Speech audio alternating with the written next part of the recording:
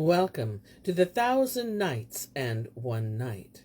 Now, when it was the 846th night, she continued, It hath reached me, O auspicious king, that when the merchant awoke, he strave with his yearnings till morning, when he said to himself, There is no help but that I go this day to someone who will expound to me this vision. So he went forth and walked right and left till he was far from the dwelling place, but found none to interpret the dream to him. Then he would have returned, but on his way beheld the fancy took him to turn aside to the house of a certain trader, a man of the wealthiest, and when he drew near to him, suddenly he heard from within a plaintive voice, from a sorrowful heart, reciting these couplets. The breeze o' morn blows uswards from her trace, fragrant, and heals the lovesick lover's case. I stand like captive on the mounds, and ask, while tears make answer for the ruined place. Quoth I, By Allah, breeze o' morning, say, Thine time and fortune I this stead regrace? Shall I enjoy a fawn whose form bewitched, and languorous eyelids waste frame and face? When Masrur heard this, he looked in through the doorway and saw a garden of the goodliest of gardens, and at its farther end a curtain of red brocade, purfled with pearls and gems. Behind sat 4 damsels, and amongst them a young lady, over 4 feet and under 5 in height. And as she wore the rondure of the lune and the full moon shining boon, she had eyes cold with nature's dye, and joined eyebrows, a mouth as if it were Solomon's seal, and lips and teeth bright with pearls and corals light. And indeed she ravished all wits with her beauty and loveliness and symmetry and perfect grace. When Masrur spied her, he entered the porch, and went on entering till he came to the curtain, whereupon she raised her head and glanced at him. So he saluted her, and she returned his salam with sweetest speech. And when he considered her more straitly, his reason was dazed, and his heart amazed. Then he looked at the garden, and saw that it was full of jessamine and gillyflowers, and violets and roses, and orange blossoms, and all manner of sweet-scented blooms and herbs. Every tree was girt with the fruits, and there coursed down water from 4 daisies, which faced one another, and occupied the 4 corners of the garden. He looked at the first liwan, and found written upon it with vermilion these 2 couplets. Ho, thou house! Grief never home in thee, nor time work treason on thine owner's head. All good betide the house which every guest harbours, when sore distressed for way and stead. Then he looked at the second dais, and found written thereon in red gold these couplets. Robe thee, O house, in richest raiment time, long as the birdies on the branchlets chime, and sweetest perfumes breathe within thy walls, and lover meet beloved in bliss sublime. And dwell thy dwells all in joy and pride, long as the wandering stars heaven hill shall climb. Then he looked at the third, whereon he found written in ultramarine these 2 couplets. Ever thy pomp and pride, O house, display, while starkeneth night and shineth sheeny day. Boon fortune bless all entering thy walls, and whomso dwell in thee of ever and aye. Then he looked at the fourth, and saw painted in yellow characters this couplet. This garden and this lake in truth are fair sitting steads by the Lord of Ruth. Moreover, in that garden were birds of all breeds, ringdove and cushat, and nightingale and culver, each singing his several songs, and among them the lady swaying gracefully to and fro in her beauty and grace, and symmetry and loveliness, and ravishing all who saw her. Presently quoth she to Masrur, Hola, man, what bringeth thee into a house other than thy house, and wherefore comest thou in unto women other than thy women without leave of their owner? Quoth he, O my lady, I saw this garden, and the goodliness of its greenery pleased me, and the fragrance of its flowers, and the caroling of its birds. So I entered, thinking to gaze on it a while, and went my way. Said she, with love and gladness. And Masrur was amazed at the sweetness of her speech, and the coquetry of her glances, and the straightness of her shape, and transported by her beauty and seemlihood, the pleasantness of the garden and the birds. So in disorder of his spirits he recited these couplets. As a crescent moon in the garth her form, mid basil and jasmine and rose I scan, and violet face by the myrtle spray, and Newman's bloom, and Miro bland. By her perfume the zephyr's perfumed breath, and with scented sighings the branches fan. O garden, thou perfect of art, all charms comprising a perfect plan, and melodious birdies sing madrigals, and the full moon shineth in branch shade wan. Its ringdove, its culver, its mockingbird, and its philomel sing my soul to man. And the longing of love all my wit confuseth, for her charms is the man whom has wine bemuseth. And when Zayn Al-Mawasif heard his verse, she glanced at him with eyes which bequeathed 1,000 sighs, and utterly ravished his wisdom and wits, and replied to him in these lines: Hope not of our favours to make thy prey, and of what wishest thou greed allay, and cease thy longing thou canst not win, the love of the fair thou art fain to essay. My glances to lovers are baleful and naught. I reek of thy speech, I have said my say. Ho thou, begone about thy business, for we are none of the woman tribe, who are neither thine nor another's. And he answered, O my lady, I said nothing ill. Quoth she, Thou soughtest to divert thyself, and thou hast had thy diversion, so wend thy way. Quoth he, O my lady, belike thou wilt give me a draught of water, for I am athirst. Whereupon she cried, How canst thou drink of a Jew's water, and thou a Nazarene? And he replied, O my lady, your water is not forbidden to us, nor ours unlawful to you, for we are all as one creation. So she said to her slave girl, Give him to drink. And she did as he was bidden. Then she called for the table of food, and there came 4 damsels, high-bosomed maids, bearing 4 trays of meat, and 4 gilt flagons full of strong old wine, as were the tears of a slave of love for clearness, and a table around those edges were graven these couplets. For eaters a table they brought and set in the banquet hall, and 'twas dight with gold. Like the eternal garden that gathers all man wants of meat and wines manifold. And when the high-breasted maids had set all this before him, quoth she, Thou soughtest to drink of our drink, so up and at our meat and drink. He could hardly credit what his ears had heard, and sat down at the table forthright. Whereupon she bade her nurse give him a cup that he might drink. Now her slave girls were called one Hubab, another Kutub, and the third Sukub, and she gave him the cup was Hubab. So he took the cup, and looking at the inside, there saw written these couplets: Drain not the bowl, but with lovely white, who loves thee, and wine makes brighter bright, and wear her scorpions, that o'er thee creep, and guard thy tongue, lest thou vex her sprite. Then the cup went round, and when he emptied it, he looked inside, and saw written, And wear her scorpions when pressing them, and hide her secrets from foes' despite. Whereupon Masrur laughed her words, and she asked him, What causeth thee to laugh? For the fullness of my joy, quoth he.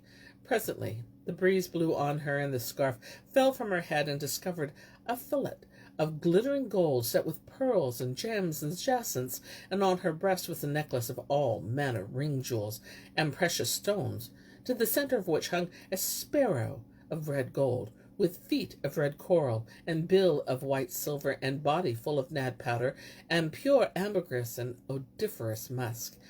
And when it backed was engraved, The nad is my wine-scented powder, my bread, and the bosom my bed, and the breast my stead, and my nape neck complains of the weight of love, of my pain, and of my pine, and of my dreary head.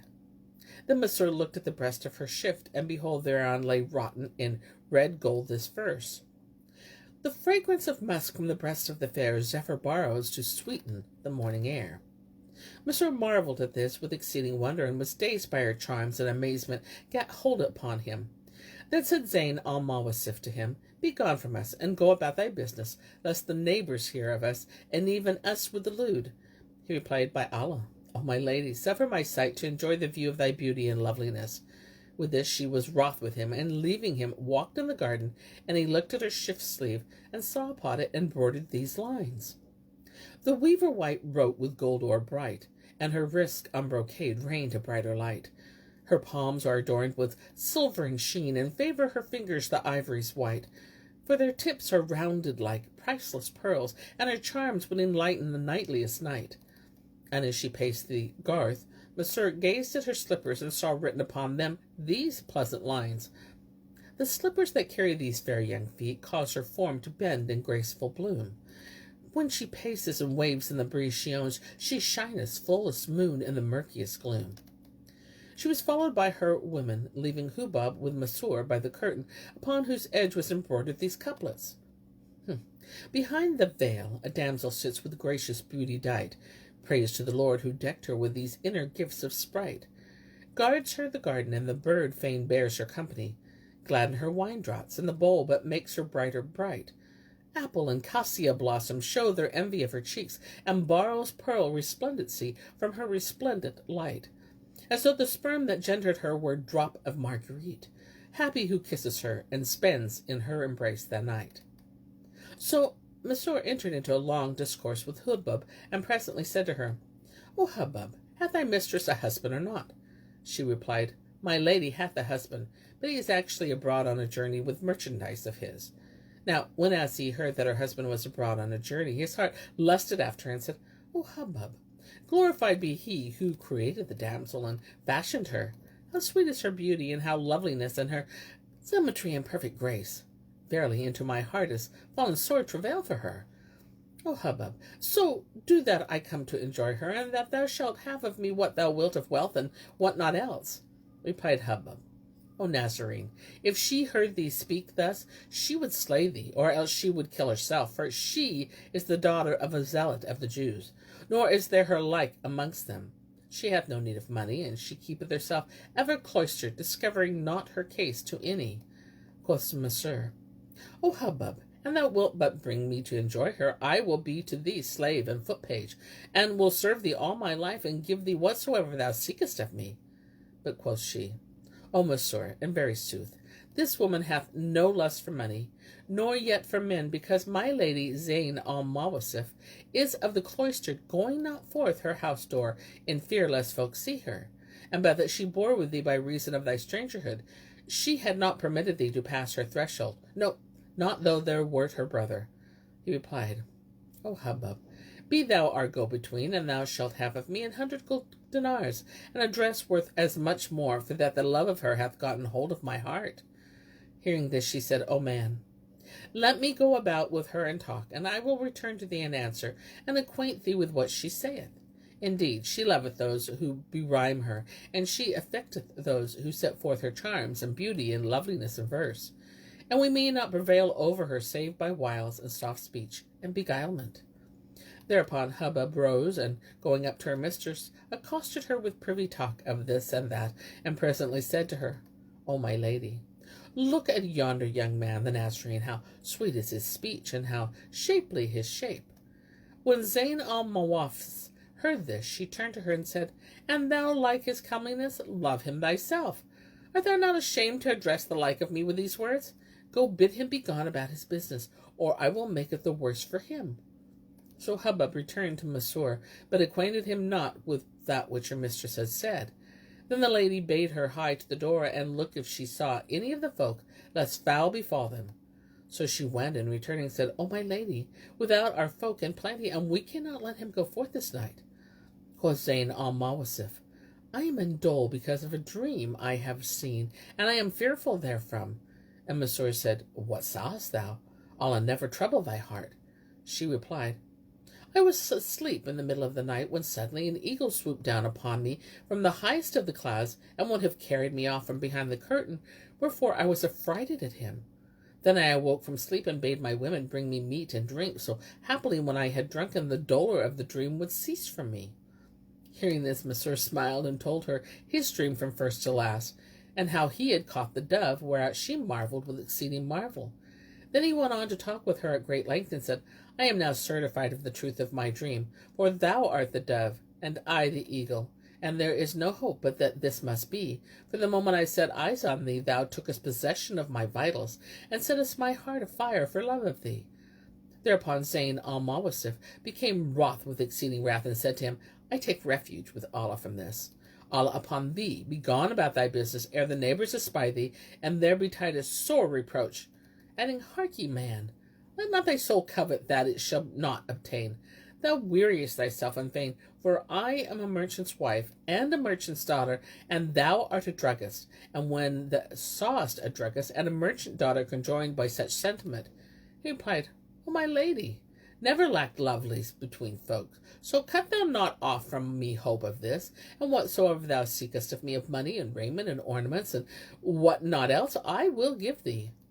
Then he abode with her in discourse and mutual blaming, whilst she still redoubled in anger, till it was black night, when he said to her, O my lady, take this gold piece and fetch me a little wine, for I am athirst and heavy-hearted.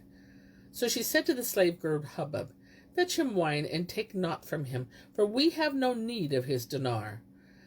So she went, whilst Masrur held his peace, and bespake not the lady, who suddenly improvised these lines. Leave this thy design, and depart, O man, nor tread paths where lewdness and crime depan. Love is a net shall enmesh thy sprite, make thee rise a morning sad, weary, and wane. For our spy thou shalt eke be the cause of talk, and for thee shall blame me my tribe and clan.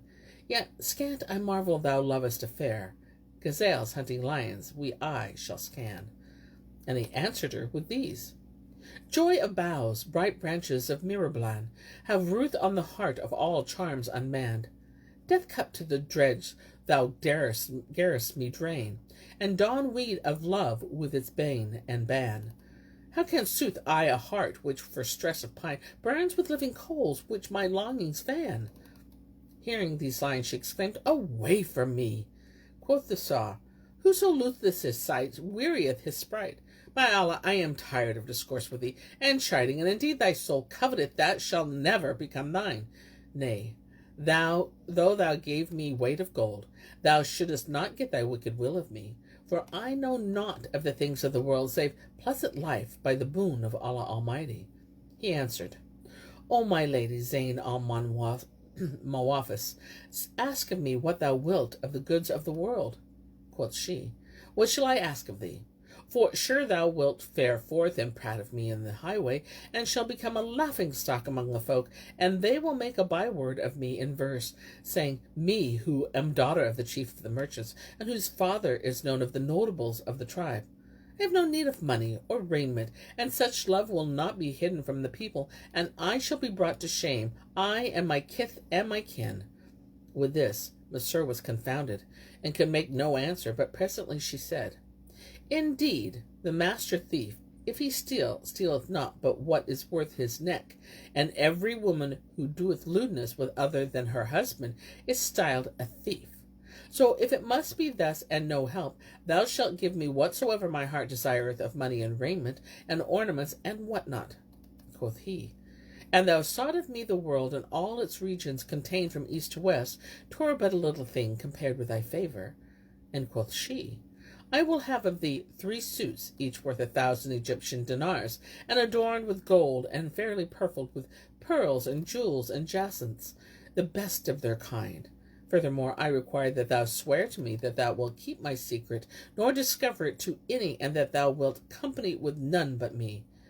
And I, in turn, will swear to thee a true oath that I will never false thee in love. So he sware to her the oath she required, and she sware to him, and they agreed upon this. After which she said to her nurse, Hubub, tomorrow go thou with Masrur to his lodging, and seek somewhat of musk and ambergris, and nad and rose water, and see what he hath.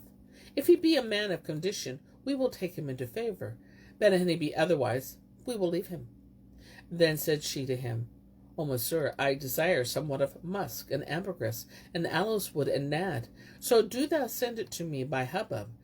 And he answered, With love and gladness, my shop is at thy disposal.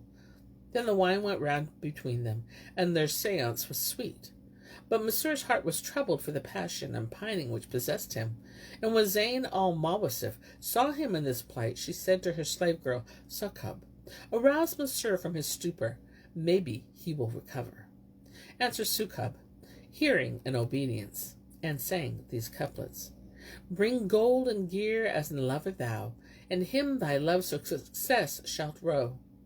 Joy the smiling fawn with the black-edged eye, and the bending lines of the cassia bow.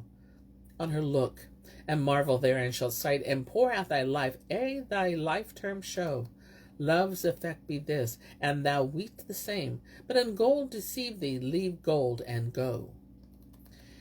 Hereupon Masrur understood her and said, I hear and I apprehend. Never was grief, but after came relief, and after affliction dealing. He will order the healing. Then Zayn Al-Mawasif recited these couplets. From love's stupor awake, O Masrur, 'twere best. For this day I dread my love rend thy breast.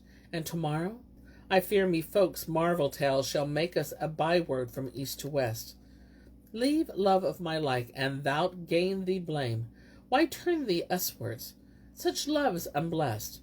For one strange of lineage whose kin repel, thou shalt wake ill-famed of friends disposed. I'm a zealot's child, and affright the folk. Would my life were ended, and I at rest. Then Masrur answered her improvisation, and began to say these lines. To grief leave a heart that to love ne'er ceased, nor blame for your blame ever love increased. You misrule my vitals in tyrant guise. Morn and eve I wend not or west or east. Love's law forbids me to do or die. They say love's victim is ne'er released. Well away. Could I find in love's court a judge, I'd plain and win to my rights at least. They ceased not from mutual chiding till morning morrowed, when Zayn Al-Mawasif said, O Masrur, 'tis time for thee to depart, lest one of the folk see thee, and foul befall us twain. So he arose, and accompanied by nurse Hubbub, fared on till they came to his lodging, where he talked with her, and said to her, All thou seekest of me is ready for thee, but thou wilt bring me to enjoy her. Hubbub replied, Hearten thy heart. Whereupon he rose, and gave her 100 dinars, saying, O Hubbub, I have by me a dress worth 100 gold pieces. Answered she, O Masrur, make haste with the trinkets and other things promised her, ere she change her mind, for we may not take her, save with wile and guile, and she loveth the saying of verse. Quoth he, hearing and obeying, and bringing her the musk and ambergris and then aloes and rose water, returned with her to Zayn Al-Mawasif, and saluted her. She returned his salam with the sweetest speech, and he was dazed by her beauty, and improvised these lines. O thou sheenest sun, who in night dost shine, O who stole my soul with those large black eyne, O slim ship fair with a graceful neck, O who shamest rose with those cheeks of thine, blind not with sight why thy fell disdain that shall load us with pain and pine. Passion homes in our innermost, nor will be quenched the fire of yearning in vitals lean. Your love has housed in heart of me, and of issue but you see I ne'er assign. Then haply you'll pity this hapless wight, thy sad lover, and then, O morn divine. When Zayn Al-Mawasif heard these verses, she cast at him a glance of eyes that bequeathed him 1,000 regrets and sighs, and his wits and soul were ravished in such wise, and answered him with these couplets. Think not from her of whom thou art enamored, I to win delight, so put desire from thee away. Leave that thou hopest for against her rigours whom thou lovest, among the fair in vain in all thou canst essay. My looks to lovers bring discomfort and woe, indeed I make no count of that which thou dost say. When Masrur heard this, he hardened his heart, and took patience, concealing his case and saying in himself, There is nothing for it against calamity, save long suffering. And after this fashion they abode till nightfall, when Zayn Al-Mawasif called for food, and they set before her a tray, when were all manner of dishes, quails and pigeons and mutton and so forth, whereof they ate their sufficiency. Then she bade them take away the tables, and they did so, and fetched the lavatory gear, and they washed their hands. After which she ordered her women to bring the candlesticks, and they set up a candelabra, and candles therein of camphorated wax. Thereupon quoth Zayn Al-Mawasif, By Allah, my breast is straitened this night, and I am a-fevered. And quoth Masrur, Allah broad thy breast, and banish thy bane. Then she said, O Masrur, I am used to play at chess. Say me, knowest aught of the game? He replied, Yes, I am skilled therein. Whereupon she commanded her handmaid Hubbub fetch her the chess-board. So they went away, and presently returned with the board, set it before her, and behold, it was of ivory marked of ebony with squares marked in glittering gold, and its pieces of pearl and ruby. And Shahrazad perceived the dawn of the day, and ceased to say her permitted say. And so do I cease my telling of this tale, until it be morrow.